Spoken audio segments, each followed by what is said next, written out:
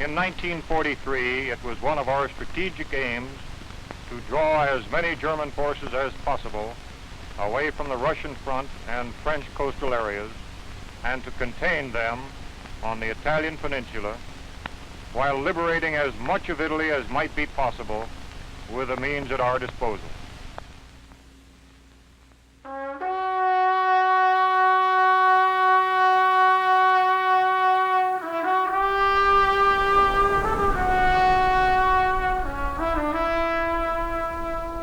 The Straits of Messina, separating the Italian mainland from the island of Sicily, is one of the most famous bodies of water in history.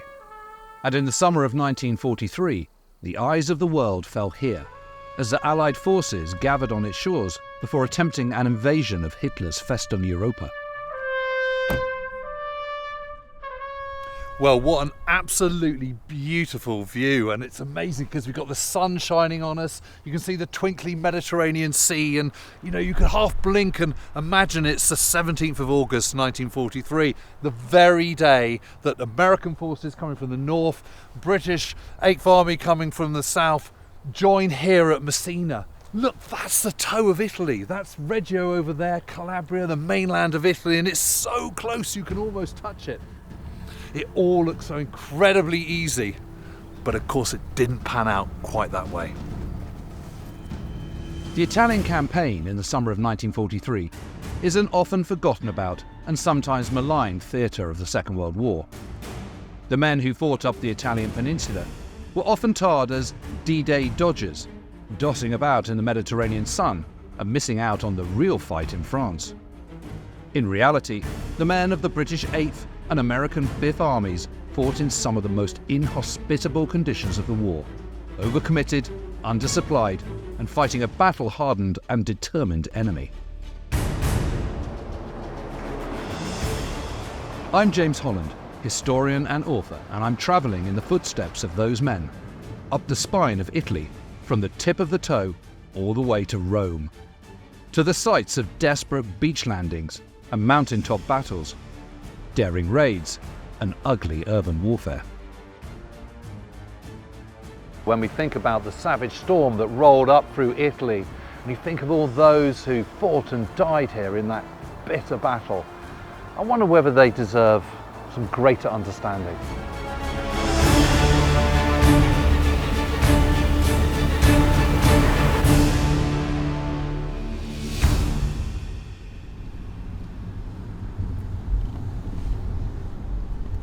I'm starting my journey just like the men of the British 8th Army back on the 3rd of September 1943, by crossing the Straits of Messina.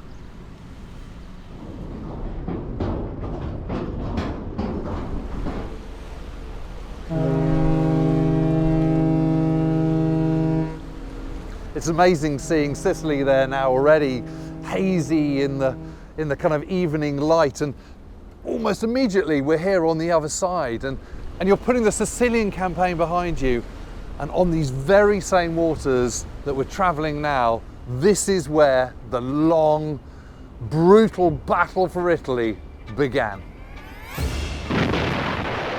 At 03:45 that morning, the 4th anniversary of Britain entering the war, the skies over the straits flashed and crackled with heavy gunfire. The Allied assault on Fortress Europe had begun. With Sicily conquered in the middle of August 1943, the Allies were now less than 8 miles from the Italian shores, and their target for this first operation, the city of Reggio Calabria. Leading the invasion was General Bernard Montgomery and the British 8th Army. Monty gained fame with his victories in North Africa and was now going to continue his fight against the Germans and Italians, who were now no longer defending occupied soil, but their homeland instead. 630 guns opened fire from over there on the shores of Sicily, firing onto here, the toe of Italy around Reggio. This was the launch of Operation Baytown, and following that, 268 landing craft got into the sea, making the crossing and then touching down here. The ramps went down and out stormed the infantry. Among those in the first wave landing right here were the 2nd Inniskillings, part of the British 5th Infantry Division. And in one of the landing craft was Captain David Cole. And he was crouching there, bracing for Italian machine guns to open fire and mortars to come raining down on him. But as the ramp hit and the landing craft landed on this beach, out he came, and there was just nothing, just complete silence.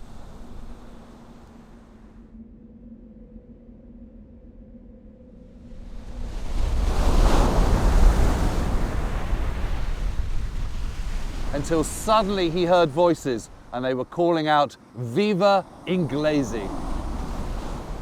The men could barely believe it. They'd spent years slogging across North Africa and Sicily, fighting for every grain of sand at times. And now, as these first troops waded ashore, they were being welcomed by some as liberators.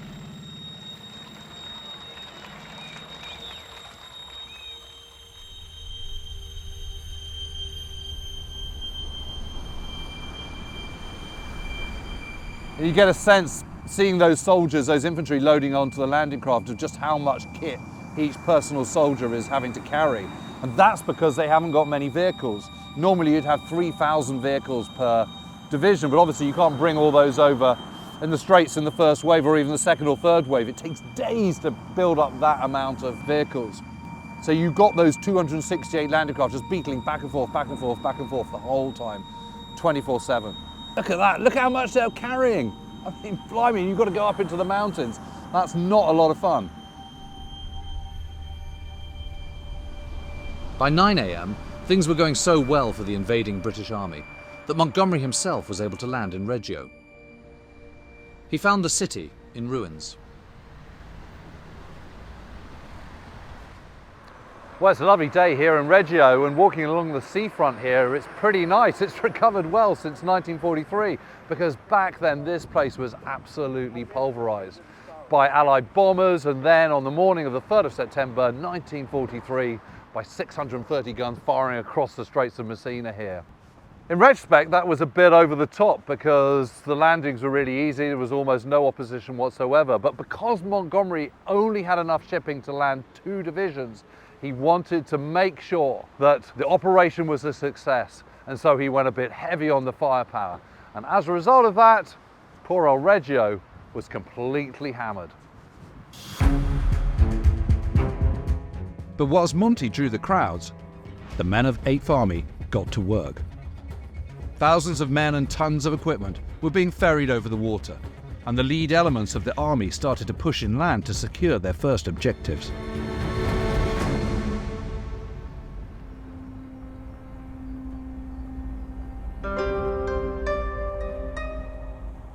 Just like those men, I'm leaving the landing beaches and heading inland too.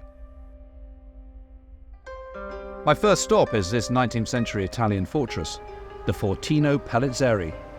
It was known as simply Point 305 to a unit of Canadian infantrymen who headed here on the morning of the 3rd. And just like the beaches and town below, they found it abandoned.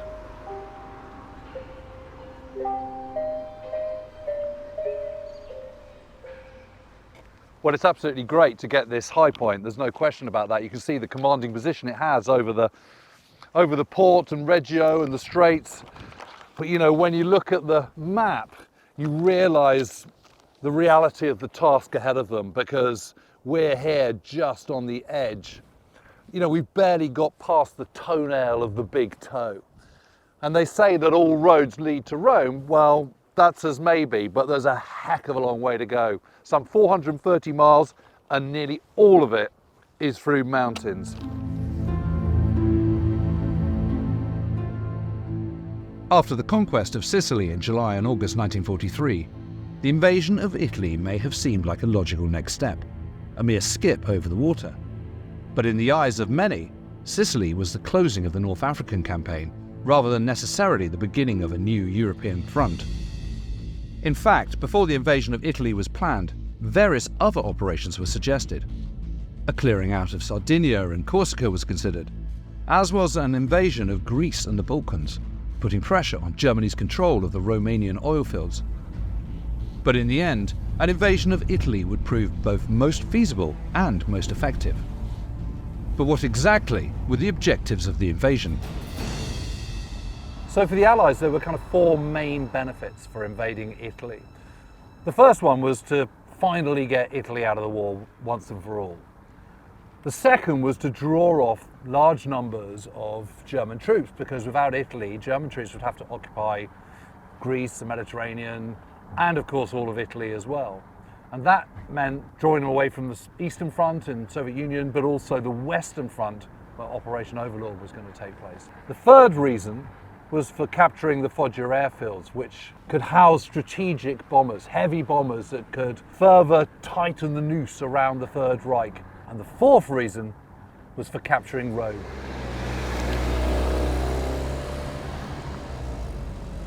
To achieve these aims, a grand Italian strategy was devised, consisting of three major landings. The first was Baytown at Reggio. This was then to be followed up a week later, on the 9th of September, with the hastily organised slapstick landing at Taranto, on Italy's heel. And on the same day, the main Allied force, led by the US Fifth Army, would land on the plain of Salerno in Operation Avalanche. Baytown, landing a week ahead of Avalanche, was given the specific aim of securing a bridgehead on the toe of Italy to enable our naval forces to operate through the Straits of Messina, and to follow up an enemy withdrawal with such force as you can make available, bearing in mind that the greater the extent to which you can engage the enemy forces in the southern toe of Italy, the more assistance you will be giving to Avalanche. But in a country as mountainous as Italy, tying up enemy forces and rushing north to assist with Avalanche would be easier said than done.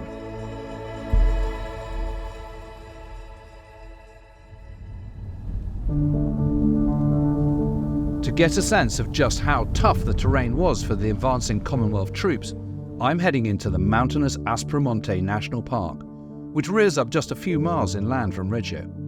The mountains here form the southern tip of the Apennines, the mountain chain that snakes down the spine of Italy and would come to be a defining feature of the entire campaign. And just hours into the invasion, the mountains were already starting to take a toll on the men of the 8th Army. David Cole was one of those who was tackling this landscape on foot. In his diary, he said that, toiling up the mountain under a burning sun and weighed down by a barrow load of personal military hardware, I felt less like a mountain goat than a kebab on a grill. Late in the afternoon, though, he finally reached the outskirts of his first destination, Orti.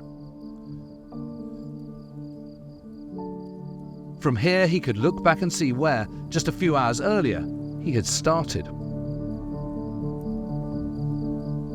Cole was quite overawed by the view, and he talks in his journal about the Homeric landscape, the kind of blue, hazy mountains of Sicily on the other side, and of the landing craft beetling back and forth across the straits. Really is quite a stunning view. But Cole was also worried because so far it was all just a little bit too easy, and he was very aware that 40,000 Germans had also, just earlier, escaped across the very same straits. But where were they?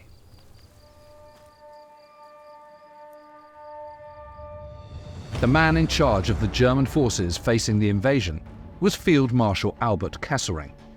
He had overseen the evacuation of Sicily just a couple of weeks ahead of the Allied advance, and now would, alongside his Italian colleagues, oversee the defence of mainland Italy too.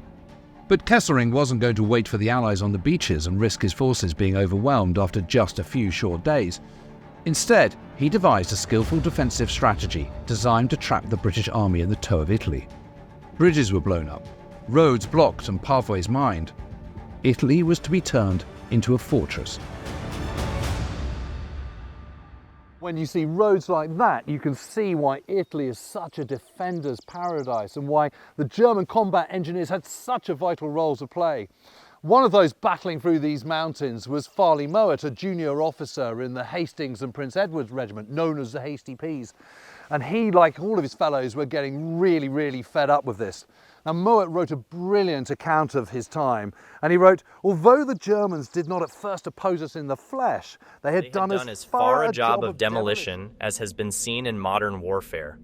Not a bridge along the few snake-gutted highways, byways, and even mountain tracks remained undestroyed. There were mines, mines, and more mines. It was a devastatingly effective strategy, and soon the Allied advance ground down to a brutal slog. And as if the blockages weren't bad enough, it was swelteringly hot, and the mountainous terrain meant that distances on a map often ended up being double in reality. Yes, the Allies were in Italy, but they might as well have been on the moon for all the good it was doing them.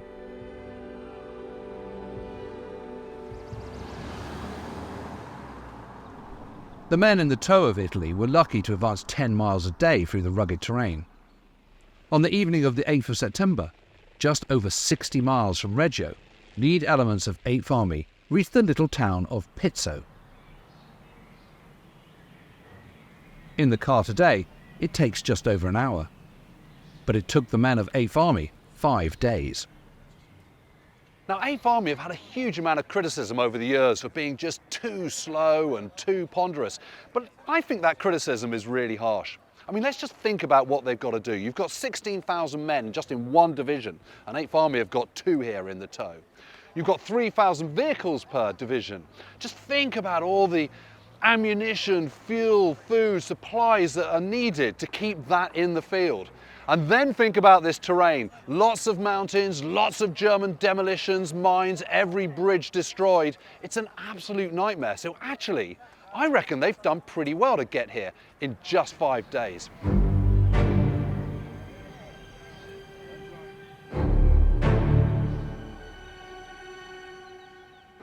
Salerno was 200 miles away, and that's where 5th Army were due to be landing the following day, the 9th of September.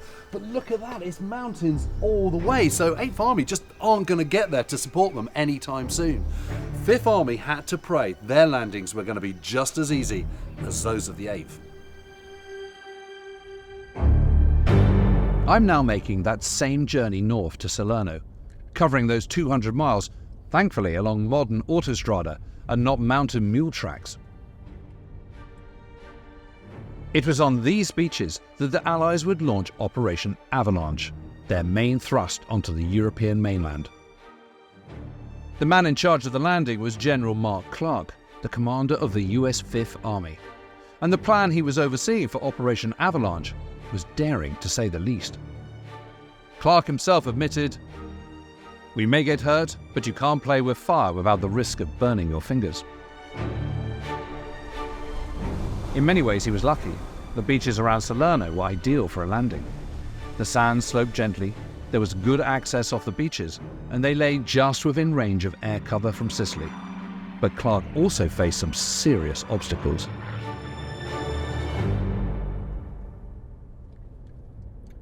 So I'm just driving along the coast road at the moment, which goes along the whole 15 to 20 mile long beach stretch of the Bay of Salerno.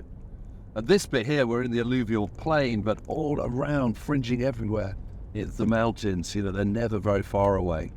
Well, the Bay of Salerno is a really tricky place for the Allies to land because of all this high ground. And, they know perfectly well that the Germans are going to have observation posts and artillery. Wherever there's a hill, that's where they're going to be. And look at it all. You can see it all around. These mountains and these hills, they're just everywhere. To compound Clark's problems, just like Operation Baytown, Avalanche faced a chronic shortage of shipping, meaning only a limited number of men could be landed at one time. Clark had a decision to make. Land all his men in one place, and he risked them being bottled up by the enemy. Split them, and they risked becoming isolated and weak. In the end, with so much ground to cover, Clark had no choice but to split his force in two. The British 10th Corps, attached to the American 5th Army, would land in the north of the bay, near the city of Salerno, and the men of the American 6th Corps would land around the ancient Greek temples of Paestum. Between them were miles of beach and rivers, the Selle and Calore. Succeed, and the Allies would get a foothold halfway to Rome. Fail, and Clark risked losing an entire army. But while the American commander had been planning for the invasion, Kesselring had been furiously making his own plans to counter it. He had identified Salerno as a likely landing ground for the main Allied assault, so he prepped his men in the area for an imminent invasion.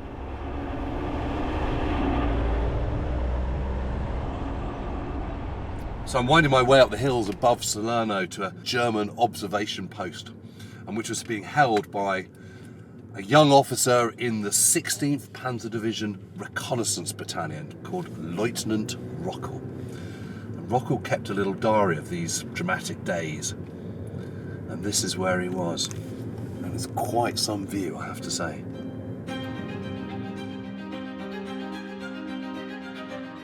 On the 8th of September, the defenders were in their positions, still in the dark as to when the Allied landing might come. Down on the beaches, manned mostly by Italian troops, there were bunker complexes, mines and barbed wire. Rockel and the rest of the men of the 16th Panzer Division were manning their observation posts and gun positions in the mountains. Their tanks were roaming the plains, ready to deploy whenever an Allied force might land. The orders from Kesselring were simple: defend your ground, wait for reinforcements to flood the plains, and then destroy the invaders. As the German and Italian troops waited, on board the massive ships out at sea, thousands of British and American men were preparing their final bits of kit ahead of boarding their landing craft and awaiting H-hour. But as dusk started to fall, an astonishing announcement was made on the radio.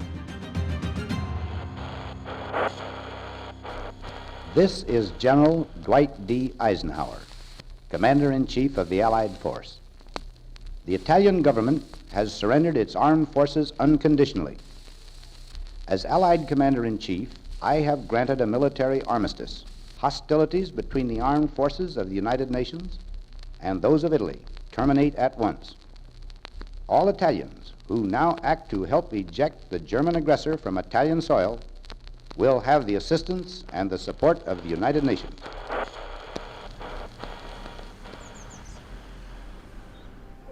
Eisenhower's announcement of the armistice was like a lightning rod, and a little over an hour later, Badoglio, the Italian political leader, also made his own announcement. And immediately the Germans instigated Operation Axis, a swift disarming of the entire Italian armed forces. And one of those at the forefront was Lieutenant Rockel, and he was ordered up here with his armoured cars to disarm an Italian gun position, which he did with what he thought was shameful ease on the part of the Italians. Kesselring needed to disarm the Italian armed forces quickly, so he could then hurl all his available German forces towards Salerno and throw the Allies back into the sea. Meanwhile, the men of the Fifth Army could only hope they would land and get a big enough toehold before the full weight of the Germans descended upon them. I'm on the beaches in the southern sector of the Bay of Salerno. In the darkness before the dawn of the 9th of September, the landing craft of the 36th Texan Division approached these very shores in almost total silence. Clark had opted not to pre-bombard the landing beaches, hoping for an element of surprise. The Texans had no idea what was about to face them. Well, this is an old gun position here. There's not a lot along the beaches at all. I mean, mainly we're talking wires, mines, snipers. Later on in the day, armour as well, tanks and assault guns. And you can tell this is an Italian built. It's not got the kind of solid concrete that you'd expect from a German bunker, but this is where a gun position would have been. You've got little kind of places to keep your ammunition and the men.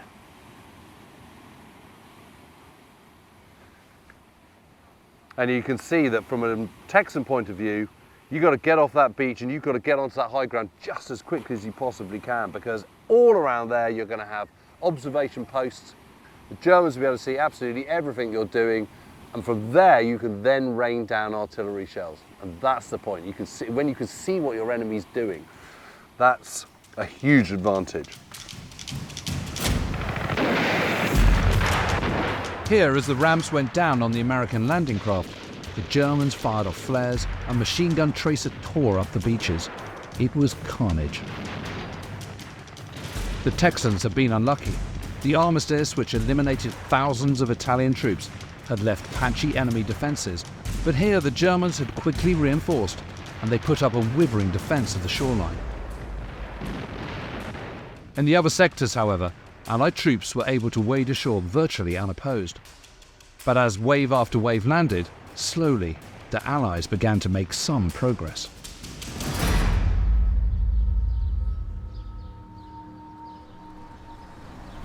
Back in September 1943, this tower could clearly be seen from the beaches, and it formed part of the German defences here, the forward defensive, so there was machine gun up there and snipers and so on.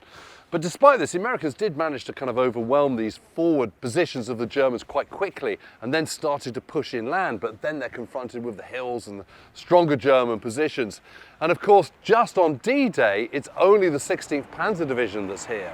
But that all changes the moment the invasion begins, when Kesselring had ordered a whole load more divisions down to Salerno as quickly as possible. The fight here was only going to get tougher. By the end of the 9th of September, the Allied forces were just about holding on to their toehold in Salerno, but their tiny beachheads were still dominated by the German forces. What began now was a week of some of the bitterest fighting British or American troops had endured in the war so far. To find out more about the battle that took place here, I'm meeting with historian Giuseppe Fresoloni. So Giuseppe, where are we at the moment? What is this place? Questo è uno dei tabacchifici nati dalla legge Mussolini del 1932, che appunto qui immediatamente dopo lo sbarco del 9 settembre avviene una delle battaglie più importanti non solo dell'Operation Avalanche, ma di tutta la campagna d'Italia. So all this damage here, this was caused during the battle, Salerno? Vengono distrutti durante la battaglia tra il 10 e il 15 settembre del 1943 questi due edifici. So when the Allies landed, there was just the 16th Panzer Division here, covering this whole stretch. But how quickly was Kesselring able to reinforce? Pensano di sbarcare qui e di prendere di sorpresa i tedeschi, che invece sapevano che questa era una delle zone papabili per lo sbarco. E all'inizio dell'Operation Avalanche qui c'è una sola divisione corazzata tedesca. La situazione cambia rapidamente in un paio di giorni perché innanzitutto c'è un'altra divisione tedesca che risale dalla Calabria e si unisce alla divisione presente qui. In più si libera, dopo la presa di Roma, dopo la battaglia di Porta San Paolo, una divisione prestigiosissima della Wehrmacht, la Hermann Göring, che verrà qui a rinforzare le truppe, e in queste condizioni le cose si metteranno veramente male per gli alleati. We know the Germans are going to counterattack, but where are they coming from? Which direction? I tedeschi vogliono innanzitutto sfruttare la spaccatura che c'è nel fronte d'attacco, perché si decide di far sbaccare in zona sinistra sele gli americani e in zona destra sele invece gli inglesi. Il tentativo dei tedeschi è quello di infilarsi in questo corridoio e di ributtarli al mare. German domination of the landscape had kept the Allies pinned in pockets across the plains and had stifled American and British attempts to bring reinforcements and supplies of equipment and ammunition into the bridgehead. Meanwhile, probing German attacks stretched Allied lines to breaking point. All the while, Kesselring poured ever more men and resources into the plains. The Allies had come up against just one German division when they'd landed, but now, 4 days on, they faced 6 and elements of a 7th. On the 13th, Kesselring launched his savage counterattack. German battle groups exploited the gap in between the Allied forces and smashed through Allied lines, pressing down towards the coast. Some of the heaviest of the fighting once again falling on the shoulders of the Texans. Mark Clark, who by now had his HQ on Italian soil, ordered every available man to a position. Cooks, drivers, clerks, anyone who could hold a weapon would hold a weapon. Clark himself made his way down the line, telling his men, "There mustn't be any doubt in your minds. We don't give an inch. We're here to stay." But at the same time, he had also begun to plan for the unthinkable, an evacuation. For almost 2 days, the Allied lines were pummeled by the German onslaught. The men in the bridgehead were pushed to their limits. Allied guns firing virtually non-stop, trying to halt the German attack. Finally, on the morning of the 15th of September, after wave of immense German pressure, the counterattacks finally subsided. Somehow, the Allies had managed to hold off the German assault and hold on to their bridgehead at Salerno.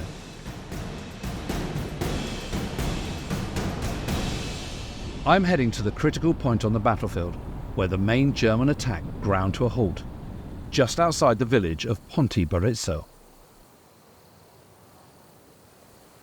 Well, this is really exciting. This is somewhere where I've always really wanted to come, because I haven't quite worked out how it was that the American gunners were able to stop the Germans quite so successfully.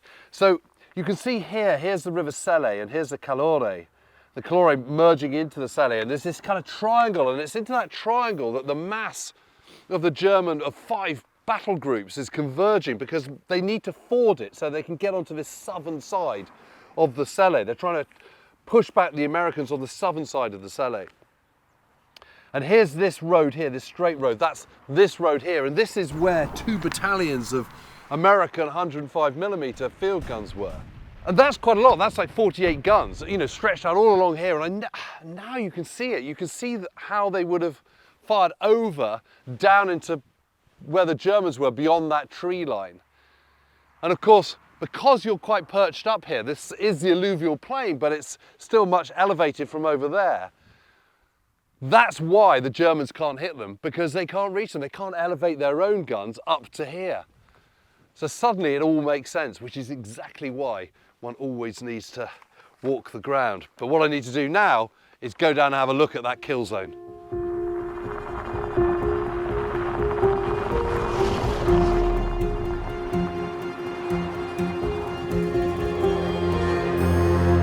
So the road is back there above that little ridge line there, a really pronounced little ridge line, not massive, but pronounced. The Calore is just there, and beyond that, in the fields beyond, that's where the mass of these 5 Kampfgruppe, these battle groups of German armour, that's where they were all concentrated. And you can see that if you're in a tank and you're all about direct fire, you cannot hit those field guns which are up on the road, because you just can't see them. But a field gun is lobbing a shell, so it's pouring them down on top of that massed German armour over there.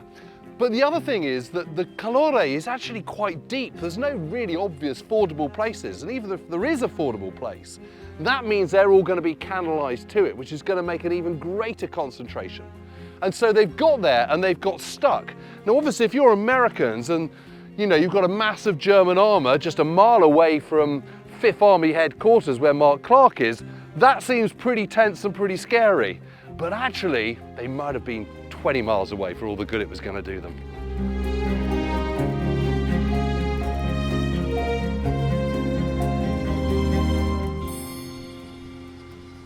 Kesselring had thrown everything at Avalanche, but had failed to throw the Allies back into the sea. His men were exhausted, and so at 06:30 on the 17th of September, he ordered their retreat. Intense action continued in the mountains and the valleys as the Allies broke out of the plain, and it was in one of these fights that Lieutenant Rockel, who had witnessed the landings on the 9th of September from his observation post up above Salerno, was killed, just one of the thousands of victims of the bitter fighting. On the 16th of September, lead elements of Montgomery's British 8th Army finally made contact with the men of the American 5th, along with the men who had landed unopposed at Taranto on the 9th of September. This was now a united force that could begin to roll up the boot of Italy.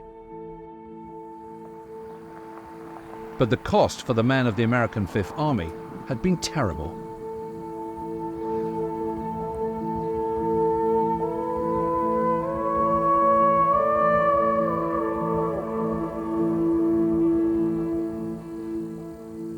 This is the Commonwealth War Grave Cemetery at Salerno.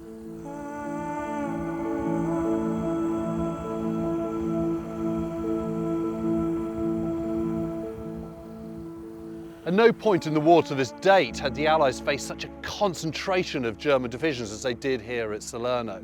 It had been a brutal, bitter battle, as the 1,744 British and Commonwealth graves here at Salerno testify.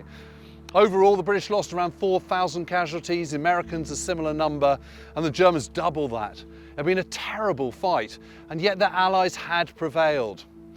Even so, no one was fooled into thinking that the Germans were a spent force. Clearly, the Italian campaign had a long way to run.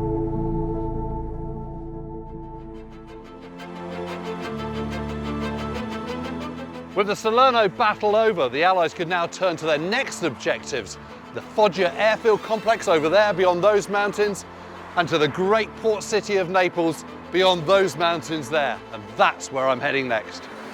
Next time, I'm going to be hot on the heels of the Allied advance up through Italy. I'll be heading to the great city of Naples to find out about the astonishing uprising of the people against the Nazi occupation. See why the airfields on the plains of Foggia was such a key Allied objective. And head north in the footsteps of the 8th Army to the site of one of the bloodiest battles of the campaign, the Stalingrad of Italy, or Tona.